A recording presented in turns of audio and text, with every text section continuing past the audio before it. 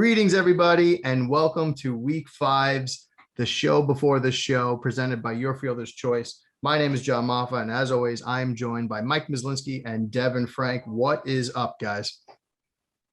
Another day, man. Another week. It's another good week. It's been, that first week was a little slow for us all, and then ever since then, man, it's been a fantastic season. We don't have Josh Allen. We don't have Patrick Mahomes. We don't have Tyreek Hill. We don't have Kelce. We don't have Diggs. We don't have Matt Ryan, who went off. He did. So it'll be an interesting week. We got another Derrick Henry week up against the Jaguars. It's probably even better matchup. So it should be interesting. Yeah, for sure. Agreed on all fronts there. It has been a fun season. Like we said last week, we're getting to that point where you're starting to make, reasonable decisions on players that have actual basis to them, not stuff that we are taking from previous years. Yeah. And there's some surprises, and we're going to get into some of that. As Miz mentioned, we're missing a couple of people this week just based on when they play and them not being on the main slate. You forgot to mention Cooper Kupp. I don't think you mentioned him, our boy, not on the main slate. He's not. Yeah. So it'll be interesting to see how this week plays out. We do have a London game this week, which is the Jets and the Falcons. So if you're playing Showdown, that's some fun. Maybe we'll talk about that. Maybe. Not sure there's much to talk about there. Only good news is, like, when you're building lineups in the morning, you get to watch football at the same time. Yeah, just throw it in. Just throw in like a $5 lineup and see what happens. Yeah. But yeah, before we jump into it, it would not be us if we did not push you over to yourfielderschoice.com. Running a great special right now, $25 a month for your first 2 months. And that gets you access to everything, guys. Cheat sheets, Discord, premium membership, everything. You name it, we got it. Head over to yourfielderschoice.com and check it out. Let's do what we normally do and jump into the power rankings presented by ESPN. Coming in at number 1 this week, the Buffalo Bills. And I don't think that is really too much of a surprise, even though probably some people might argue the number 2 team here, which I'll get into in a second, should be up there. But the Bills coming in at number 1 previously from number 3. What do you guys think? I mean, it's the top 5, can kind of be a rotation of a few different teams. So this is the 5th new top team. Yeah, exactly. Like nobody's held it for more than a week. And honestly, it feels like forever ago we were talking about the Bills losing to the Steelers. Also, how the hell did they lose to the Steelers? According to Ben, it's because he's got a hip injury now is what his excuse is. Yeah, they're all banged up. But yeah, Bills, number 1, not really a surprise. Number 2, maybe a surprise only based off record, but the Cardinals coming in at 4-0, previously number 8. I think they have one of the biggest jumps this week. Cardinals, last undefeated team, I believe. NFC West, holding strong there in that top 3. It's been a nice rotation since beginning of the season between them and the Rams. The Seahawks were up there at one point, and I'm pretty sure the Niners were up there preseason too. So everybody loves this NFC West, and the Cardinals just continue to hold that throne right now. I mean, we talked about it last week. We talked about it. There's a lot of talent on this offense. So, you bring in some veteran leadership on defense. Mm-hmm. And I mean, and D-Hop hasn't really even gotten it going yet. This is a legit team. I think you guys, as long as Kyler stays healthy. Yeah. And Hopkins, I don't know if you heard that, Dev, because we went in and out, but Hopkins hasn't really even gotten it going yet. So we'll see what happens if he starts to get it going with the offense there. I mean, so AJ Green catch a nice touchdown. It's nice to see him have a pulse. I did have him in a couple of tournament lineups, so I wasn't too upset about it. But yeah, so moving on to number 3 here, we got the Los Angeles Rams, previously number 1. No surprise coming off a loss here. But again, that NFC West staying strong, and I think the Rams are just fine. I mean, they're no cause for alarm at this point, but makes sense that they are where they are. It remains to be seen what they're going to do with when Cooper Kupp gets shut down. What? Because that's kind of what happened this past week. A tad more so than the previous weeks. So they kind of were a little shaky and not knowing what to do. So they need to figure that out. And I think they are going to figure that out. But it remains to be seen how they're going to do that. Yeah. Yeah, no, we may be talking about Cooper Kupps pretty soon on one of our other segments. But yeah, moving in here at number 4, we got the Buccaneers previously at number 2. Just a slow New England type of game on Sunday night. Weather wasn't favorable. The refs were favorable to the Pats on a handful of calls. They tried. You know what, Tom? Yeah, exactly. Tom Brady got it done. Bucks come out. They're back on track, even though Tom Brady didn't have the greatest game. The offense didn't have the greatest game, but there's a lot of things to be said for why that didn't happen. But yeah, Bucks here at number 4. Moving in at number 5, we got the Green Bay Packers. They absolutely smoked the Pittsburgh Steelers at home. Went down early. I believe it was 7-0 on that Deontay big TD. I think it was like maybe 40, 50 yards. I thought that was going to be a little bit more of a slugfest than it actually was, but Packers coming here at number 5, down from number 4. Aaron Rodgers looks great. They're rolling, and that is all of our Super Bowl picks. So, we like to see that as far as predictions go. The Packers are so good, man. They're so good. And they just got Jalen Smith today. I saw that. So, and I'm just really not sure what's going on with that. Like, so some people saying he was really bad last year and the beginning of this year.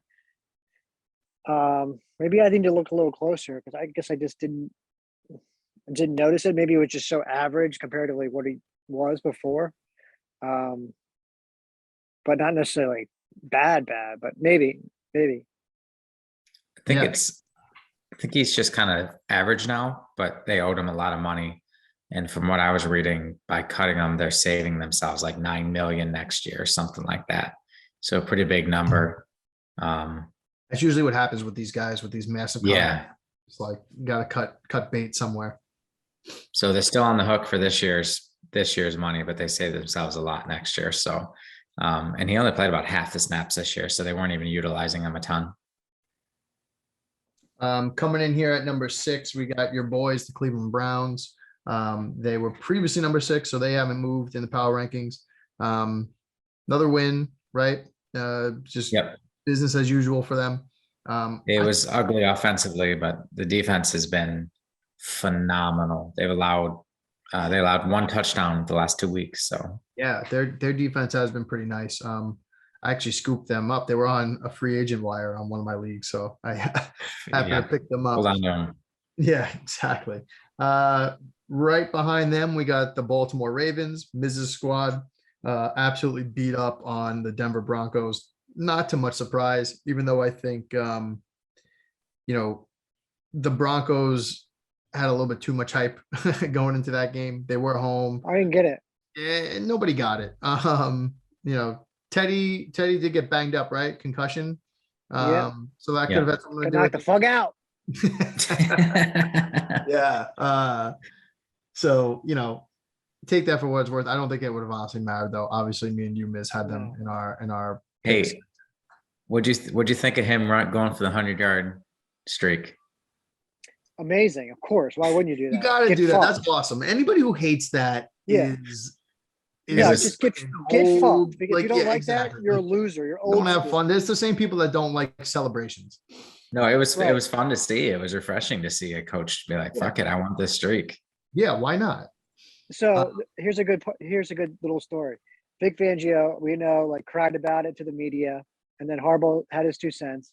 But last year, Fangio did the same thing. He threw a bomb to Tim Patrick at the end of a game as the clock expired for a long game against the Dolphins.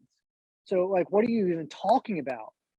And at the end of the day, it's why? And they all get paid so much money. It's like, if you have a problem with it, stop me. That's really what it should be about. And I love that the Harbaughs in general, John, Jim, just whoever it is, they don't give a shit about what anybody thinks, which is awesome. It's the best. Coming in here at number 8, we got the Cowboys, previously at number 14. So they make quite a jump as well. Cowboys look pretty good. They look good. They look They pretty do. good. They look like a complete unit. Their defense is playing well. Their offense is clicking. Zeke is playing well. Like if Yeah. you're a Cowboys fan, you're seeing everything you need to see out of them.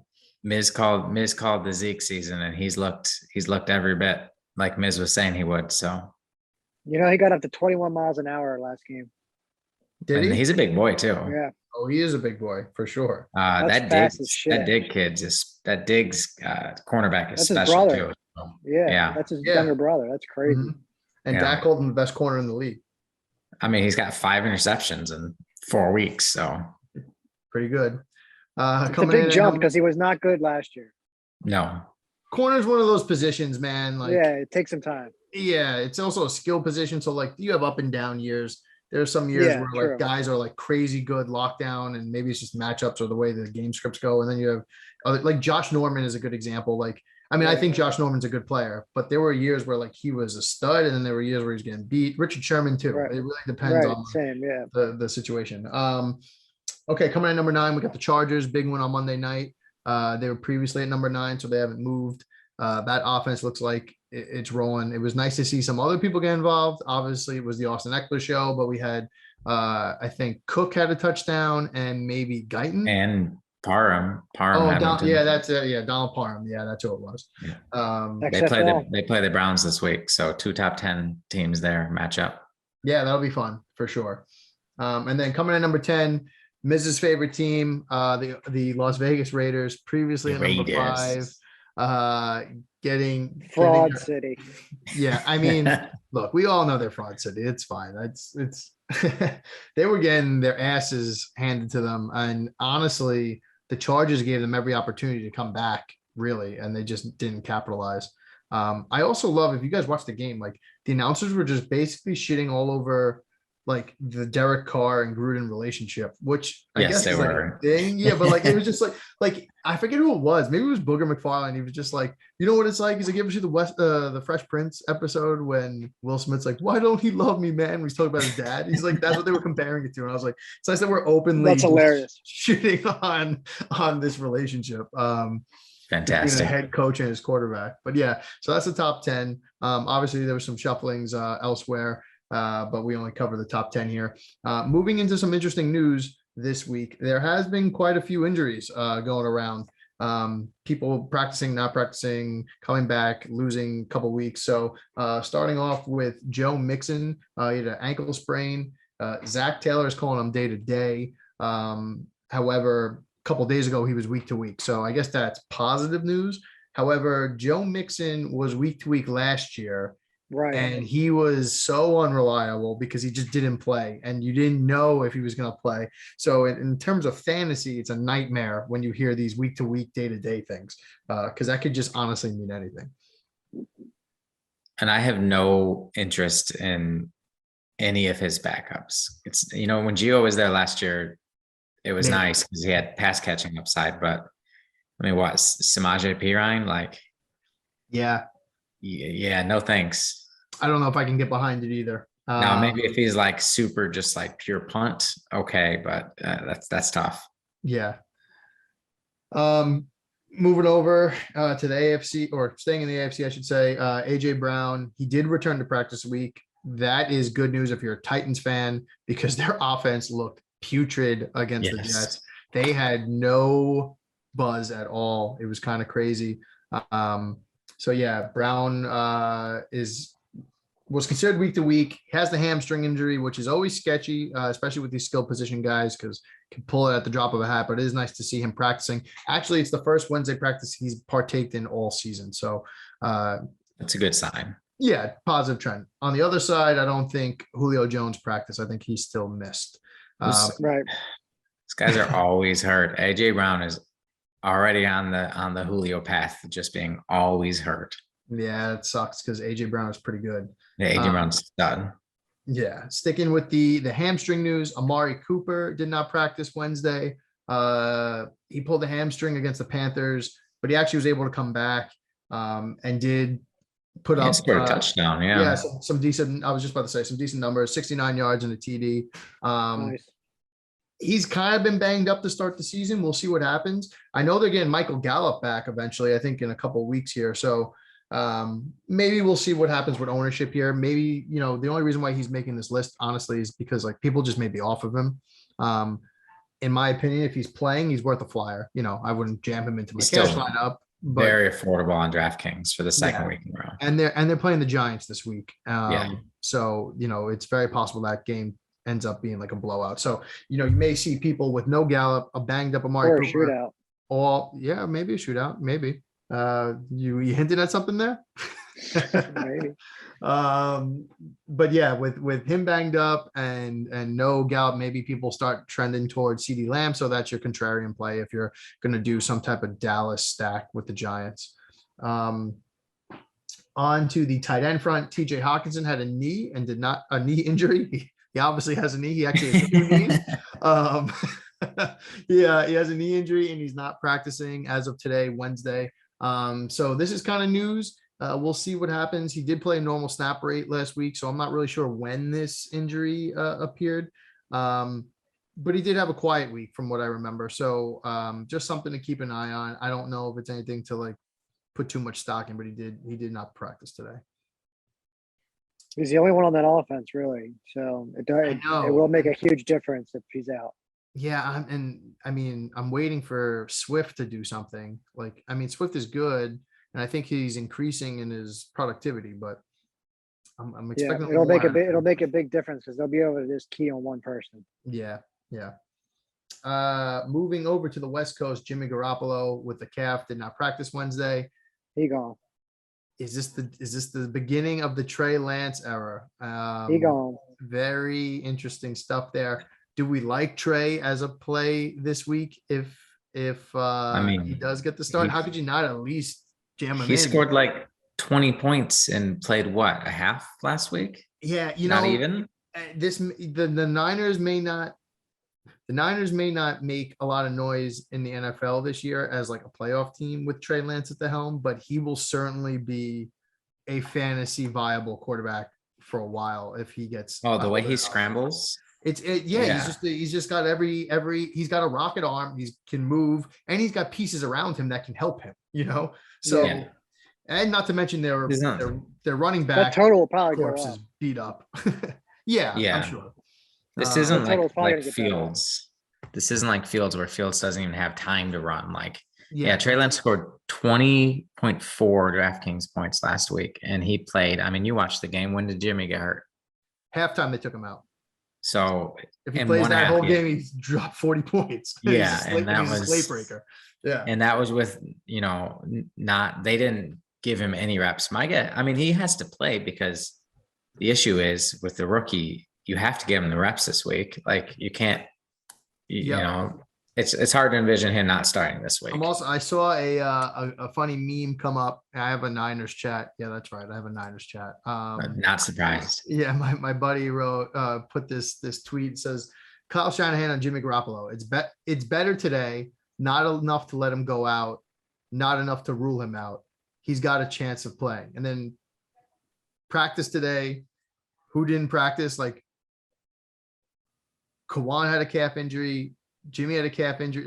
All these guys have injuries, and they're all banged up. So I feel like Shanahan is just playing mind games here. He does that. That meme was more about the quote itself. Not enough to let him go, but not enough to rule him out. It's all right, Shanahan. This is like when you drafted Trey Lance. You're sitting there at Mac Jones's pro day, and you're saying, I don't know, they're both pretty good. It's just interesting just to see what happens. So hopefully he throws off a bunch of people in pools and Trey Lance gets to start, and we can jam him in there against the Cardinals and run it back with a nice stack. Other news, Christian McCaffrey has returned to practice. I don't think he'll probably play this week, but maybe, I doubt it though. Maybe. He was, 3 weeks was the timetable given, but just encouraging to see him come back because obviously when he comes back, that's your cash guy almost all the time. He's just a solid piece, and it's fun when you have him on your teams because you want to see him pop off. And he hasn't, he wasn't around last year much. He only got hurt recently, after 1 or 2 weeks here. So be interesting and fun just to see him back in the mix. And then we don't have to have more Derrick Henry weeks where like we all knew what was going to happen. We knew that was happening, but you had to do it because if it didn't happen and you didn't do it, you would be screwed. Yep. And then finally, David Montgomery with a knee injury is going to miss 4 to 5 weeks. That's games against the Raiders, Packers, Bucks, and 49ers. Does that give any interest or allure to Damien Williams? Maybe. Yeah, I'm sure if you have a season-long league, he got scooped up this week. It was fun to see what people were spending on him in mine with the fab budgets. But yeah, Damien Williams. I paid 45 for him. 45 out of 100. I won't name names in our league, but you definitely know him, and he definitely paid $100 for him in our league. And jeez, yeah, that's ridiculous. $100 out of a $200 budget. That's 50%, and we're on week 4. And I was like, wow. And then when he was asked about it in our group chat, he said, I just want to, because he's 1-3. He said, I just want to let my guys know that I'm not afraid to make changes. That's sending a message. That's a fantastic answer. Yeah, exactly. All of us are like, all right, I can't really, I won't give you shit for that. So that's the injury news. A bunch of stuff to keep an eye on, bunch of stuff that may give opportunities to other people coming up. So we'll roll into this next section. You know what the happiest animal on earth is? It's a goldfish. You know why? No. It's got a 10-second memory. Be a goldfish, Sam. Yeah?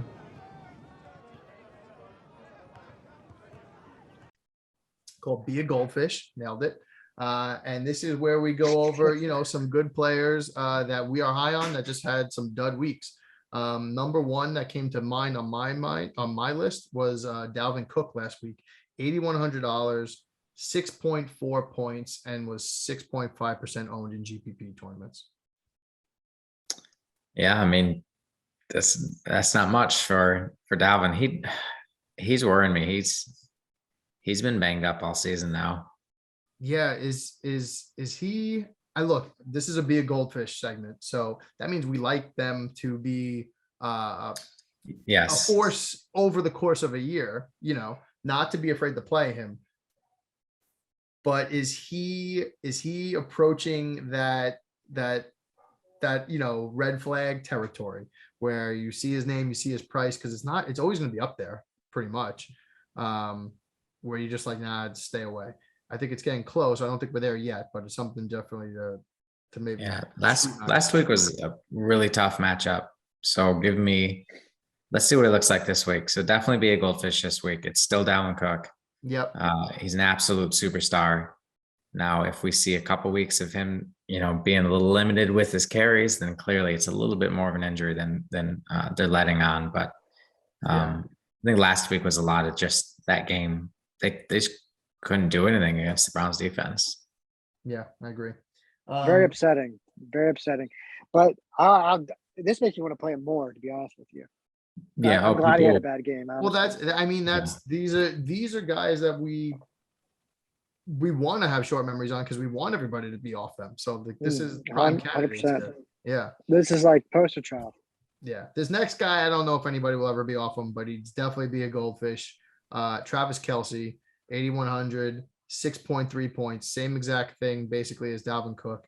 14% owned, 14.7% owned in GPP tournaments, and his quarterback threw 5 touchdowns in a shootout.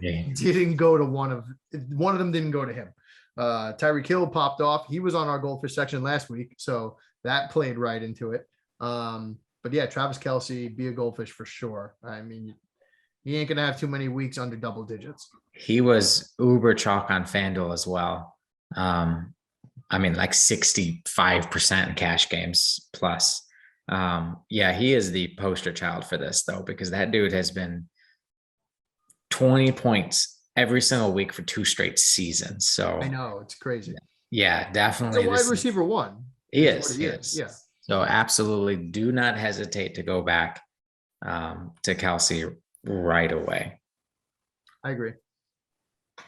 Showdown, captain. That's right.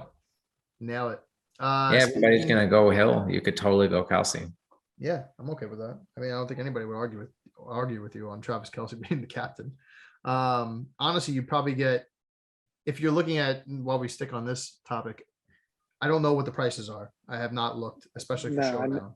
But I would imagine the top are going to be Tyreek, Mahomes, and then Kelce, or maybe Tyreek, Kelce, Yeah, and probably. Mahomes. It's going to be those three. But what I It'll was about to probably say is you might get a first one. discount if Kelsey's the third highest on that list. Yeah. I would prefer he be the second highest because he'll be less owned Yeah. Yeah. as a captain that way. Sticking on the wide receiver one front, Devonta Adams. This is the second time he's made this list this year. 7,900, 12.4 points. Not terrible by any means, but also not what you were hoping for if you played him like me. And 23% owned in GPP tournaments. Man, that's big GPP ownership too. Yeah, 23 is pretty high. Yeah, instant leverage if he played Tyreek Hill. Not only did he get 50 points, of course, but the fact that he is basically the same price, maybe a little bit more. I think a couple hundred more, and you instant built-in leverage, and then he was $100 more. capitalized. Devontae was 7,900 and Tyreek was 8,000. So if you could 40 fit points Devontae difference. Adams in your lineup, you can definitely fit Tyreek Hill. Sticking on the wide receiver train, Cooper Kupp, our boy, it was bound to happen. Listen, Had to happen. Listen, if we weren't going 18 weeks here with Cooper Kupp lighting the Yep. world on fire, that was just an obvious thing. So 7,800, 11.4 points, 22.4% owned in GPP tournaments. Which again, the nice thing though is the last two guys you named. That's still not a kill you day. No, So- I For cash played. games. It's not. I played Yeah, both. for cash games. In GPP, I played them both. I didn't do anything that's worth talking about, but I did cash in those lineups. I mean, they didn't sink Yeah. me, but I also had a couple of guys in those lineups, like a Cordarrelle Patterson, that like put me above. Carried you big time. Yeah, He was exactly. nuts. So it was less about them and more about guys like him. And finally here we got CD Lamb, Dallas Cowboys, 6,700, 3.3 points, 10.4% ownership. Cause for concern. No, the offense is clicking. Is it just going to be one of those? Is it going to be like a Tampa Bay situation? Like Yep, it they're is. going to keep Off. including Schultz. Listen, I've watched the last two games. Nobody covers Schultz. I picked So him they up just- too.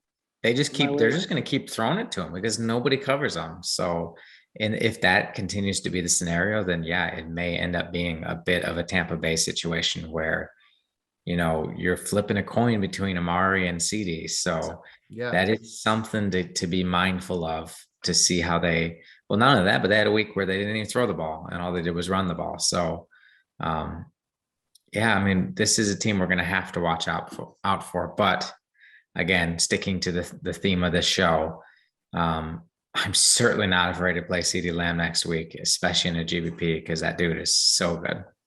yeah. Well, speaking of good, let's share the screen here and take a look at some of the winning cash lineups from the week before. We're looking here at the DraftKings lineup. This is based off of your cheat sheet, Dev. Why don't you walk us through some of the things here? One of the names that jumps off, Taylor Heineke. Yep. So yeah. Per usual, I'll give a little quick rundown here. What we're looking at here is we have an NFL cheat sheet, and on that cheat sheet is a condensed player pool. And I have players labeled cash/GPP, value, punt, or just plain GPP. So what we're looking at is players that were labeled some sort of cash play. So either cash, value, or punt.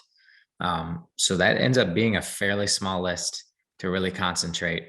And again, you can see really big score here on both sites. 247.7 on DraftKings. Takes down essentially every tournament. I think only like 6 tournaments had a higher score than that. I will say though, I am happy here that is not a dual tight end. It is not, but what do we see Because- again?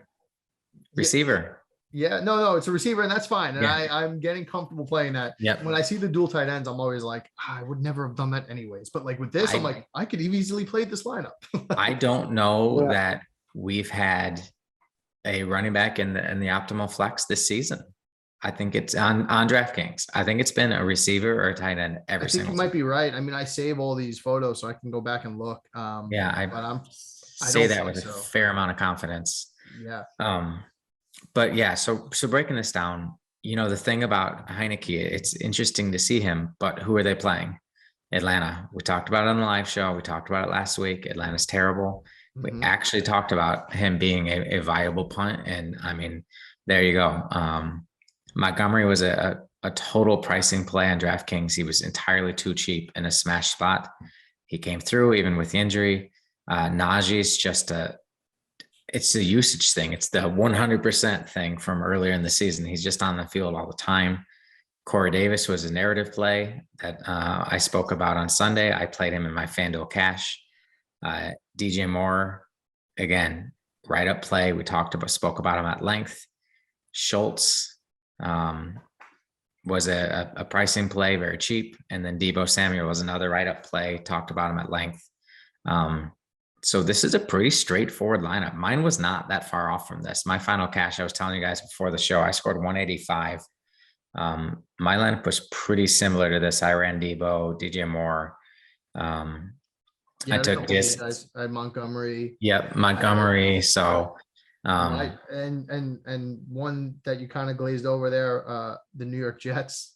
I punted with the Jets. As always, don't worry about the defense. They were the lowest ranked defense, I believe. Last week. They $2,000. So last week the chalk defense was Detroit against the Bears. I played the Jets, a couple $100, and we talked about it Sunday. I said, listen, Jets defense terrible, but Tennessee has no wide receivers, so like this is a recipe for them to come through, and they did it. Yep. So again, you can see there's nothing super crazy about this lineup. Yeah, the quarterback plays a little nuts, but then you look at the stats, which you can see on the cheat sheet, and it backed up the play. And then over on FanDuel, I actually wrote up Sam Darnold. I was super high on him. I was actually kind of annoyed with myself. The new Michael Vick. Dude, he has like something like 16 carries on the year, and like 4 or 5 of them are touchdowns. He gets all the goal line work. I know. Miz, are you looking up Sam Darnold highlight videos? Oh yeah, definitely. Yep. This is the live stream, buddy, that people can see you. If you look at his log, it's incredible. And I mean, Sam Darnold, I wrote in my Monday morning reactions, like put him on your radar, because if they're going to keep giving him this goal line work, even with McCaffrey, they were doing it earlier in the year. I would say they did it against the Texans with McCaffrey there, because I'm a McCaffrey owner and season long. And I was like, what the fuck? Yeah, they've done it all season long. So looking at FanDuel, though, Mike Davis was a FanDuel pricing play. I specifically mentioned him on the stream, specifically mentioned him in our premium chat. When somebody asked about running back, I said Mike Davis on FanDuel. Terry McLaurin was a FanDuel pricing play. Again, DJ Moore, Deebo, we talked about at length in every article last week and on the live stream. The one surprising thing here is the Bills defense paying up. That's a lot of money to pay up for defense. Yeah. And I would struggle to do that in an optimal. But again, you can see that lineup makes a ton of sense. It's nothing crazy, and it's another just monster score. Yeah. Yeah, and that's gonna and if you're playing, like we mentioned this a couple of times, it's really just for peace of mind. Always play your cash lineup in the tournament lineup just in case. And if you keep doing that with these lineups, like you're probably making decent cash. So just something to keep in mind there.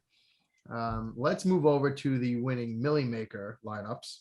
The one on the left here is DraftKings. We got Dak Prescott, Cordell Patterson, who I mentioned, Saquon, Corey Davis, DJ Moore, Deebo Samuel, Schultz again, Montgomery, and then the Bills. That Bills defense, I mean, they absolutely torched Houston. So in any time you get like an optimized lineup and they win 40-0, and it's just a good team versus a bad team, I get that. That's why they're popping up here. Yeah, but again, I mean, Cordell Patterson's like the lone kind of crazy play there, but he's been doing this all season. So that was a logical play. You were saying before the show, you had some exposure to him. Yep. That's not a crazy lineup. That's a very logical lineup. And honestly, one thing here, not too many. I mean, you got the Dak Prescott and Dalton Schultz stack, and you ran it back with more. Yeah. But that's not crazy. But it is definitely different. You hear you're stacking that game. You're probably going with Dak and one of his bigger receivers, or you're doing, Sam Darnold and DJ Moore and running it back with one of the big receivers on the Cowboys. I would just expect more stacked here. The other games, I don't think there's much correlation, right? No, it's crazy though. He didn't even play Tyreek. That is true. He did not play Tyreek. That's an impressive lineup without Tyreek Hill. Yeah, for sure. All right. I mean, what's that say up there? 255. Yeah. Yeah, that's crazy. That is crazy.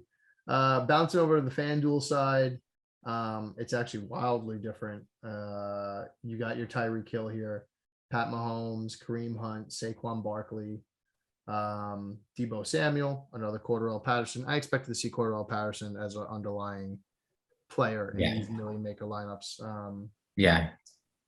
Dallas Goedert, Kenny Galladay. I guess that was one name that really wasn't expecting to see on a winning lineup. Just because of the Giants being so shorthanded. Yeah, for sure. And then obviously, and the Bills again. So out of the 4 lineups we looked at, the Bills were in 3 of them. So yeah, interesting there. How much was the Bills lineup? I guess on DraftKings it looked like they were 4,300. That's pretty high for a defense. Yeah, they're 5 on FanDuel, which is very expensive. Yeah.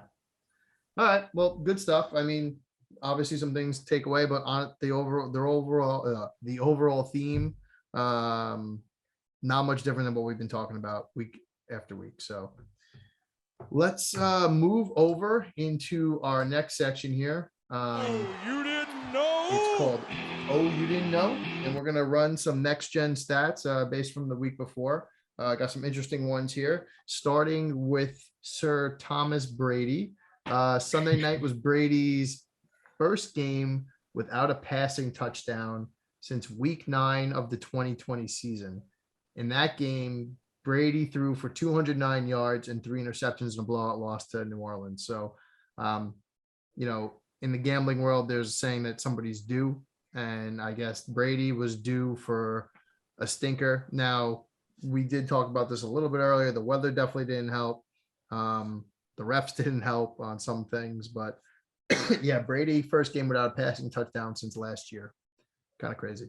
I remember that Saints game too, because they got absolutely destroyed and everybody's like, oh, they're not very good. Yeah, exactly. And then they went on an absolute tear and won the Super Bowl. Yeah. Miz is looking up Super Bowl stats as we speak. That's why he's not paying attention. Moving on to the Bears and the Lions game. The Lions drove the ball down inside the Bears 10-yard line, but failed to score in each of their first 3 drives. 2 fumbles lost, 1 turnover on downs. Detroit is the first team since at least 1993 to do that on each of their first 3 drives in a game. So basically what I'm saying is the Lions are terrible. It's going to be even worse if Hockenson's out. Yeah. What are they going to do? Incredible. Like we were just saying, what are they going to do? I mean, you would hope to think that it's, the DeAndre Swift show, but probably not, because you just stack the box and be like, all right, beat me with, who is it, Cephas and KJ Osborne or whatever his name is on the outside. Like, if I'm the opposing team, I'm saying, yeah, okay, all day we'll do that. It's like an XFL team, really. Yeah. It's really what it reminds me of. Yeah, and I also threw that stat in there. I know the Bears won, but obviously Detroit had some opportunities there. Maybe if they converted some of those 3 misses, that game would be a lot closer, or they would have won straight up. So just another way for us to tear Matt Nagy down a little bit. That's right. This other stat here, Cordell Patterson joined Calvin Ridley as the only Falcon as one of the only Falcons in the last 15 seasons to catch 3 touchdown passes in a single game. Julio Jones never had a 3 TD performance in 10 seasons with the Falcons. That's We're crazy. also in that stat is Roddy White. Who else is in there? 15 years ago, we're talking Brian Finneran. We're talking some good names, some good Falcons receivers. Well, I would. Do tight ends count like in this stat? Like is Tony Gonzalez in that stat? I'm just curious. Right. I wonder if he qualifies. That's a good question. I Yeah, would feel like he did. but So on the subject of Patterson though, so going into the week, my worry with him is he's only playing like 20 snaps a game. But if they're going to use him every time he's on the field like this, he only played 23 snaps last week and he had 3 touchdowns. So when he's out there, they get him the ball. So that even though that's a scary number, 34% team snap share, that's scary. He's going to remain in play every single week if he's going to get this kind of usage. yeah, I mean he's clearly becoming boomer bust. But if you see him on the field, like you said, and the play is designed to go to him, it's going to just lean more towards the boom. Yeah, it's been a lot of boom this year. Yeah, exactly. But defenses are going to key in on that eventually. I mean, you would think so. It's amazing that he's done. I mean, he's been incredible. What, 3 to 4 weeks? Yeah, he's been pretty solid. He showed flashes of like greatness in Chicago, but it was Chicago. So yeah, who knows what the deal is there? This Falcons offense was built for him. A team like this, like he would do good in a couple other offenses too, but Falcons definitely could bring the goodness out in a guy like Cordarrelle Patterson. All right, moving on here. We got the Bills, and they are the 7th team in the Super Bowl era to shut out 2 opponents by 35 plus points in a season, joining the 1961 49ers as the only team to do it in their first 4 games. Basically, just a stat to show that the Bills are cream of the crop right now. Everything's clicking. They absolutely smoked Houston. It'll be a real fun game on Sunday night against the Chiefs. I'm excited to see what happens there. You would like to think they feel like they have something to prove against the Chiefs. But yeah, Bills on fire. Nice little stat for them especially if you're that defensive coordinator. I mean, that's incredible. Yeah. Moving on. Carson Wentz, remember him? Carson Wentz had his first game with at least 1 pass and rushing touchdown and no giveaways since week 17 of 2019. Breaking terrible. a streak of 15 starts without such a game. He led the NFL with 19 giveaways in 2020. This is a guy. 19 is a lot. 19 is so much. This is a guy. I sound like Chris Collinsworth now. Here's a guy.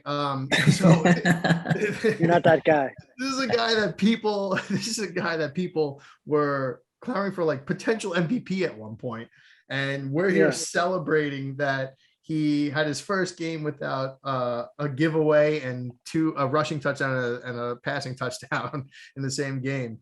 We're like, patting him on the back for it. It's just injuries, man. This league will ruin you if you consistently get them. And Carson Wentz has just been on the unlucky side of those things his whole career, unfortunately. I mean, two sprained ankles the other day, not one, but 2. No sense, yeah. The only other person I know to do that is my brother at my bachelor party. That's what, sprained both ankles? He broke both of them. Broke them. That's amazing. Yeah, broke them. Never thought I'd see it again. We'll save that story for the director's cut of this episode. Yeah, director's cut. When we release our DVD at the end of the year. Finally here, Ezekiel Elliott gained 42 rushing yards. This is actually a good stat. Ezekiel Elliott gained 42 rushing yards over his expected total of 40. I just massacred that stat. Ezekiel Elliott gained 42 rushing yards over his expectation, which is a thing, I guess, in the NFL. So it was to give you some probably a 5-yard expected run based on the blocking and where he was touched. Exactly. And those 42 rush yards over his expectation was the most on an Ezekiel Elliott run since 2018. Basically, the Cowboys scored 36 points and had 245 yards rushing in the Sunday win. So like I said before, they're clicking on all cylinders, but the Zeke stat is nice because Zeke is a guy that has had a lot of question marks on him over the last couple of years. Overweight, not performing the way he used to. Is he done? Are they using Tony Pollard more? And the fact that you are able to put a statistic with his name that links it back to 2018, which is at this point almost 4 years ago, which is when Zeke was a powerhouse. I think that's just a positive sign to say Zeke's not going anywhere. As long as they keep feeding him, he will do Zeke things. He's going to get better as the season goes too. As soon as he starts to really get into a groove, it's going to be nasty. I agree. And last year, you can throw last year out the window. They had so many injuries up front. Dak Prescott wasn't on the field. Like, it makes all the difference in the world. It really does. And any of the criticism that came to him last year, like he wasn't good, but at the same time, it's just like it's expected. You know, like what he did that would happen to anybody. I agree. I think he's just I know Tony Pollard's there, but it's still such a better situation than most situations in the NFL. I honestly think, and this is a McCarthy-led offensive team, right? Or was it Kellen Moore? Kellen Moore, yeah. Yeah. You know, if they use Pollard the right way, he actually benefits Zeke because it's not just the Zeke show. And like Zeke is not a spring chicken anymore. Like he could use the breaks. Like it'll be a great 1-2 punch if you get Pollard in there for those explosive plays and then you just pound it with Zeke for a couple of downs and then you just swap him in and out. You know what I mean? Like, and that's kind of like what they're looking to do. And if they do that, they're going to move the ball forward. They're going to be plenty of red zone opportunities, and that's where they're going to feed Zeke, and then he's going to score. And then that's right. It. That's exactly. Your cash right there. Can also keep him fresh deeper into the year. Exactly. And then that's what we want as DFS owners, a fresh Zeke for all of our lineups. Absolutely. All right, sticking with the player theme here, we're going to move into this next section. It is called Must or Dust. I'm going to shout out some names at you. You guys basically tell me whether you're musting or dusting them this week. It's our version of love hate. I'm going to shout a name out at you right now. It is Kirk Cousins. Kirky got a little, I guess, put back down to earth last week against the Browns. I thought that it was going to be a little bit more high scoring so that it would force them to be a little bit more aggressive. But it turns out on both sides of the ball, nobody really did anything except for a few plays that ended up being the difference. Other than that, it wasn't a lot to be had around the entire team. Odell missed a huge wide open pass. It was actually a bad throw, but yeah. That could have been a different story. But I look for him to bounce back as well. And we got Dalvin Cook another week back, so that's another play here on the same team as well. Yeah, and just to clarify, Miz, is Cousins is on your must list, or is it your dust list? Oh, excuse me, it was his must list. You like him this week, right? Yeah, just wanted to clarify that. Okay, yeah. Yep. That's what I thought you were saying. Coming back. Yep. I mean, we liked him last week too. We brought him up in the show on Sunday as a stack in GPPs. I followed suit. Let down, but even more of a reason to play him this week. If you loved him last week, love him this week. Which is the hardest thing to do. It's one of the hardest things to do is go back to somebody who just burned you the week prior. Very hard to do mentally. Speaking of guys we loved last week or musted last week, Antonio Gibson. It's does everybody remember like people were screaming from the rooftops, Antonio Gibson is going to be the Christian McCaffrey of this offense? It hasn't happened. Who are those people? A lot of people are saying that. Yeah, I did. Really? I saw some videos where it was like Antonio Gibson's going to be the number one fantasy player in the NFL. I mean, I think he's good, but let's relax on the Christian McCaffrey talk. Yeah, So, and then just that plus the matchup. He's not playing on third downs. The matchup's brutal for running backs, unless you're a passing down back, which apparently he's not, even though he should be because he was a receiver to start. Yeah. Makes no sense at all. But unfortunately, that just leads to capping the upside for what he's priced at, which has been in the high 5s to mid 6s thus far. That's just not enough. That's just not going to do it for me. Bad matchup, bad price, bad roll. I'm out. Dust. Yeah. No, it's hard to disagree with you there. Antonio Gibson on the dust list. I think he'll make our must list eventually throughout the course Once of they the figure season. it out. Yeah. Right. Sticking on the running back front, how about this name for you? Aaron Jones. So Miz and I actually both have Aaron Jones today. But we have slightly differing opinions on him. For me, Aaron Jones is dust this week. I'm a little worried about his ankle. He didn't play a ton the entire back half of last game. AJ Dillon really played a lot, played really well. Cincinnati defense has been sneaky good. They haven't really played much of anybody. So, are they that good? I don't know. I probably not, but I'm always a little tentative about the injury front. So as of now, until we get a little more clarity, for me, Aaron Jones is dust. Yeah. And that's probably all the reasons that I like him, unfortunately. But Devin and I are also two different kinds of players. I do play cash games, but I focus more on, single entry to 3 max contests, GPPs. So that's all the reasons that I do like him. He's coming off a sore ankle. He's limited thus far this week, which is fine. I mean, Packers controlled the game the entire way last week for the most part. So in my opinion, it's just more so of a reason to ease off on him and getting more ready for this week. Now, it's probably not going to be like full bore Aaron Jones, but it's enough for me to consider him highly in GPPs if people are going to be off him, because we know he has the upside to score, 3-4 touchdowns in a game. He's done it a few times. Yeah. I don't want to be the tiebreaker here. But I'll probably lean more the way Miz is thinking, because when I think of these sections, I am thinking more GPP, but that's just because I'm very robotic with the way I do cash, and he definitely would be on a dust list for cash. And it is important to clarify that I typically, I'm almost always thinking cash. I'm thinking safety. Mm-hmm. Miz and Mafa to a slightly lesser extent are always thinking that upside. Yep. Speaking of some upside here, what about Daniel Jones this week? Oh, Daniel Jones, my man.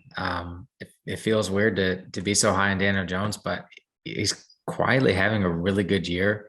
Yeah. Looking at his DraftKings logs, he's got 22.4, 29.5.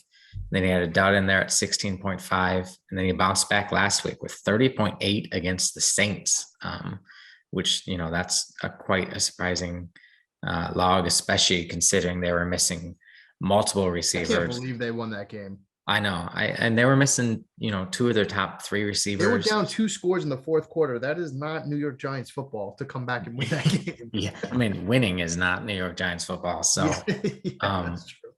He's just been sneakily good. And he gets a Cowboys defense that's giving up the second most passing yards per game.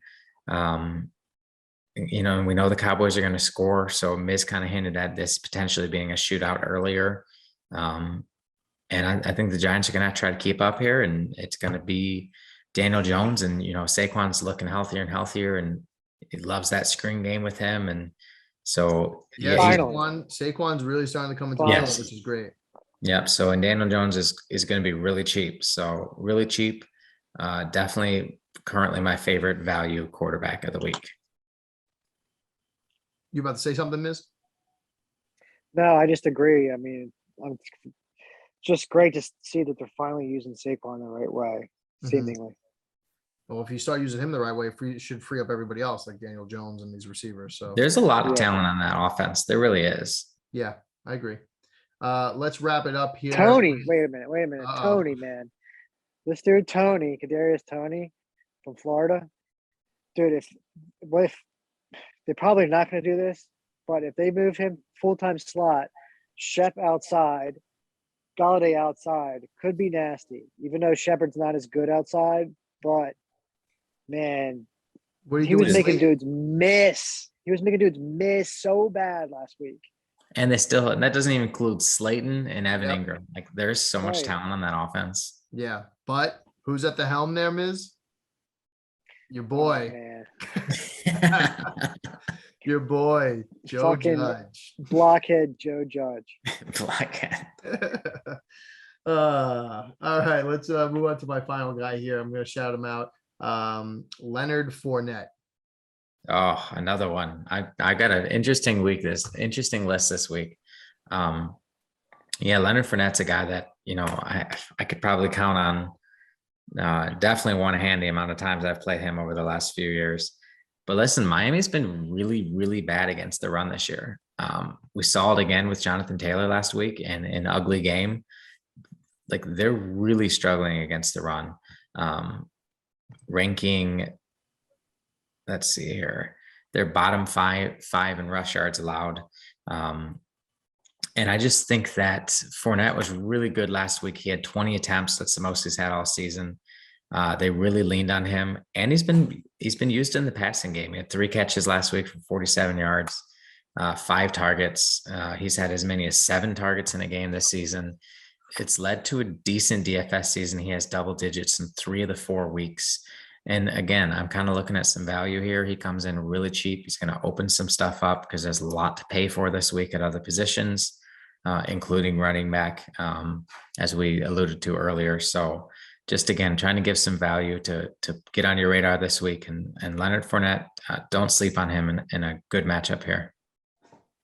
Yeah. Well, Leonard Fournette's a very talented back. I still think he's pretty young, right? As far as running backs go, he's not like super old. He feels like he's been around forever, but I would think he's not young. But Yeah. he's not old either. No, he's not old. Yeah, He's got years left. Yeah, there was a time where everybody was clamoring for this guy. Yeah. When he was on the Jags there. So definitely has the talent. Just need to put it all together, right?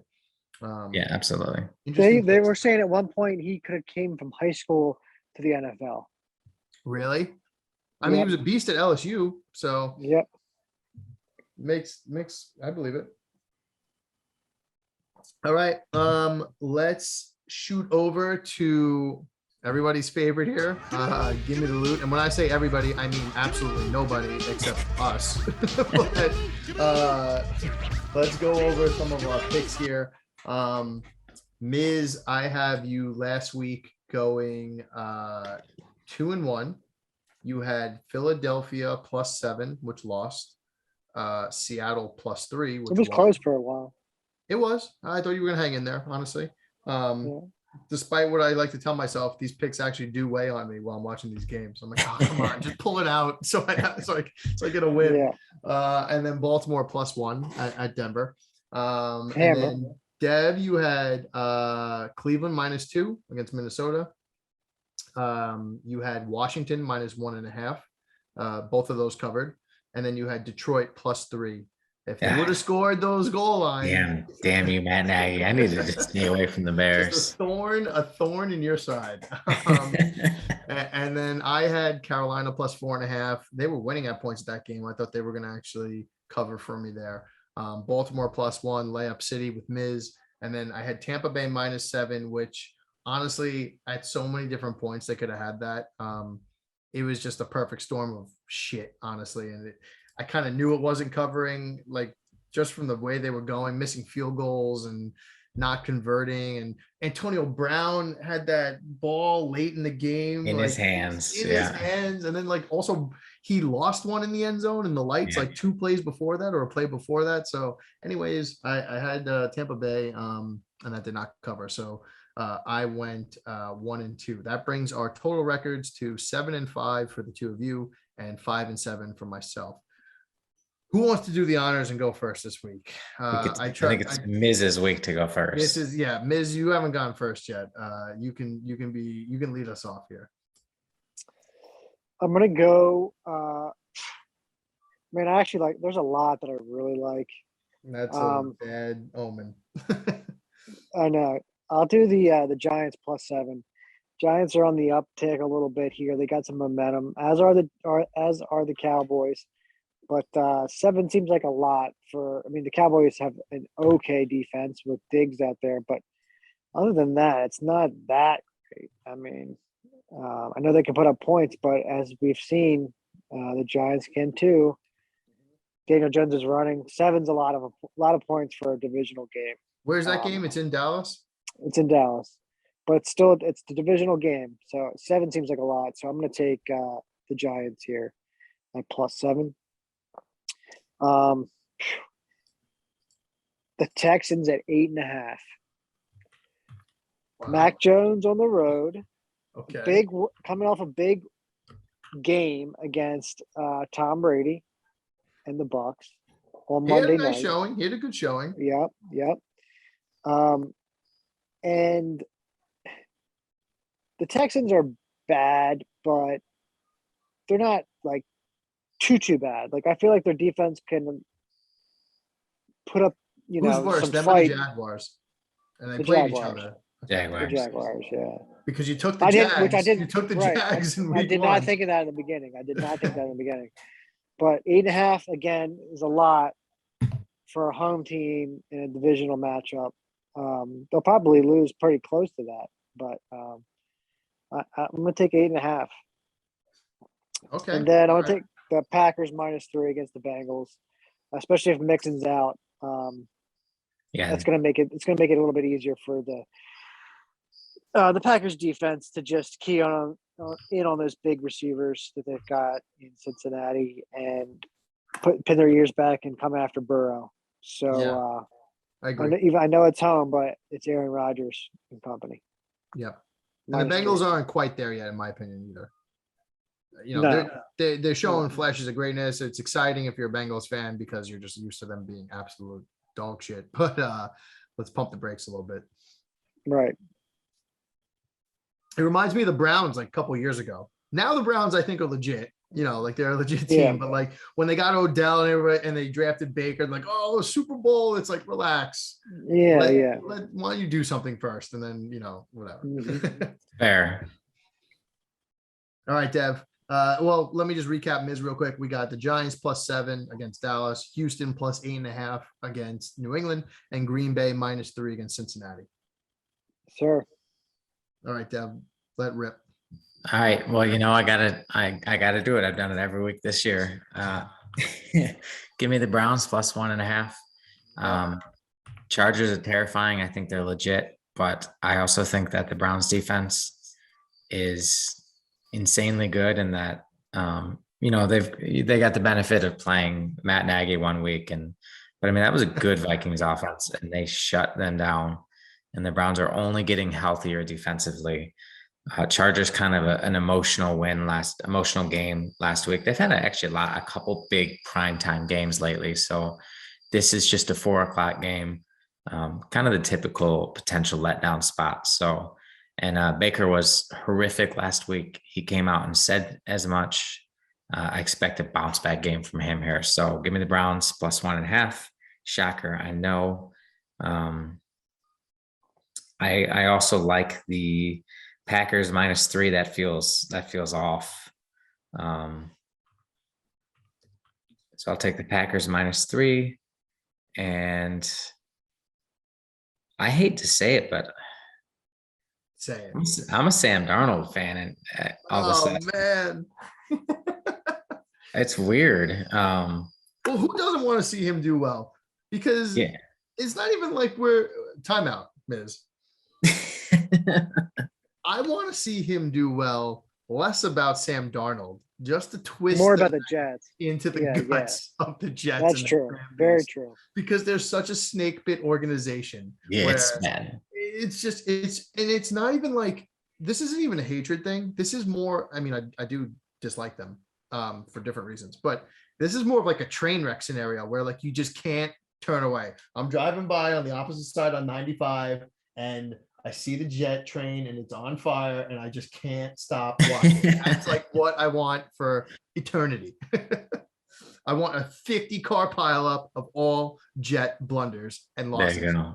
I like it. Until I can't move anymore. So I will be back to Sam Darnold and the Carolina Panthers. Rooting for Sam Darnold. Give me the Panthers 3.5.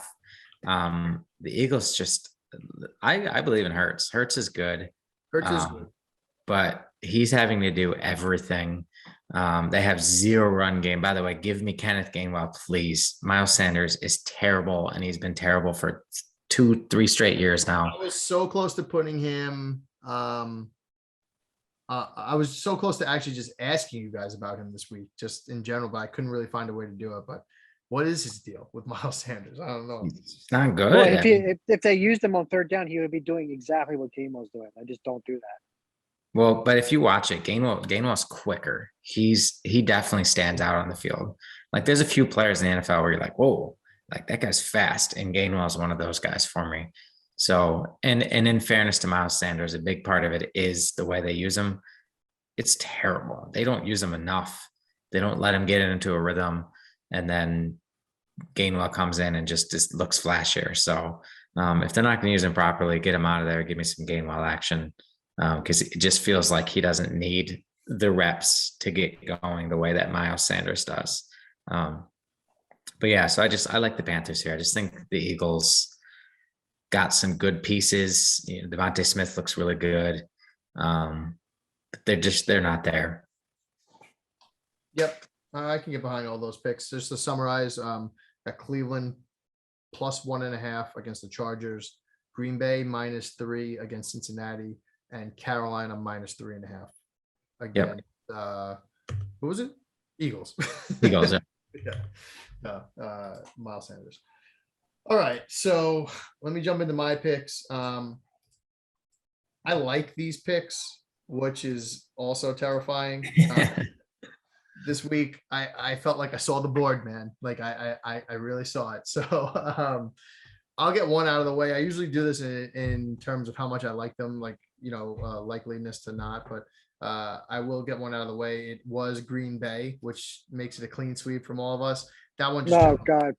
Just go bet the fucking Bengals. Yeah, for real. For real, man. And like I did my picks before the show, so it's not even like you guys convinced me to go with Green Bay. Like, yeah. I looked at the board before the show and I selected them. So Green Bay -3 against Cincinnati. I don't know. I like that one. I have the New Orleans Saints in a bounce back against Washington -2.5. I think they win that game. I think they win that game by more than a field goal. The Saints just had a weird game. If you're telling me it's the first game at the Superdome all season. Is that the first game with fans at the Superdome? Yeah. Against the Giants? And you win by 2 touchdowns in the fourth quarter? Like, what in the world? Like, I don't understand. They've been a weird they team. bounced back, and they're playing another NFC East team that is not all that good in the Washington football team. Another really just lackluster team in general. They got the job done last week, but they were losing against Atlanta, and I think New Orleans is way better than Atlanta is. So, give me the Saints -2.5, and then finally, the redemption tour starts now.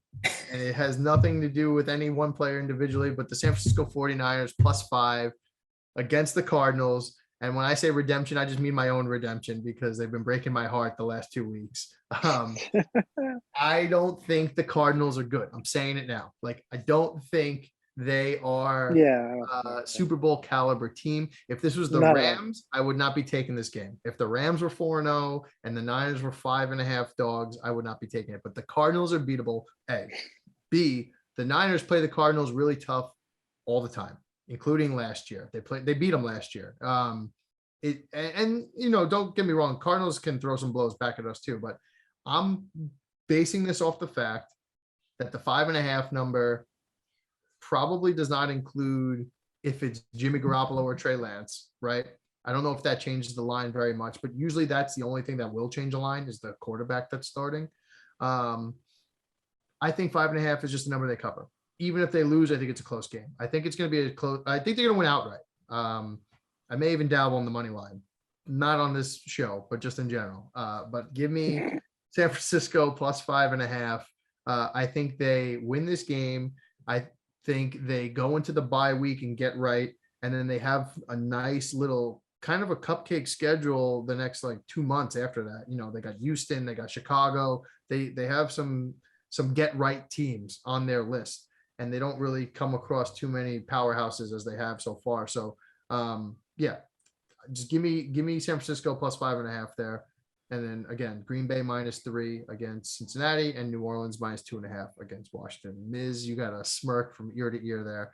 Are you just looking? It's so funny. It's going to be 3 weeks in a row, bro. Sorry to tell you. I didn't take them last week.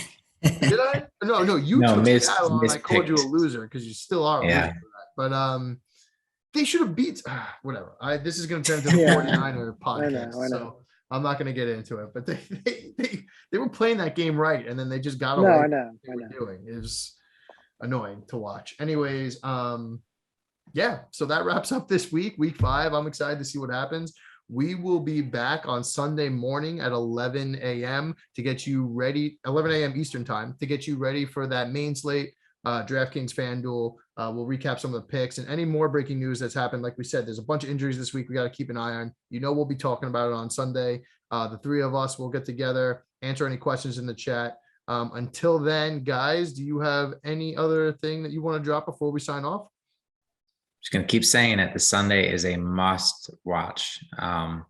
You watched Sunday's show and you paid attention, you cashed your new cash games. Not even a question. Yep. I mean, we have fun here and we break down things, but Sunday's all business, you know, Yeah. A little bit less poking fun at each other, a little bit less talking about our favorite teams, just all about the plays and statistics and numbers and, you know, the reasonings behind it. So like Devin said, tune in on Sundays. We talk about cash lineups. We talk about GPPs. And like I said, answer any questions that people have. So until then, I am the host. These guys are the experts, and we will see you on Sunday. Take care, everyone.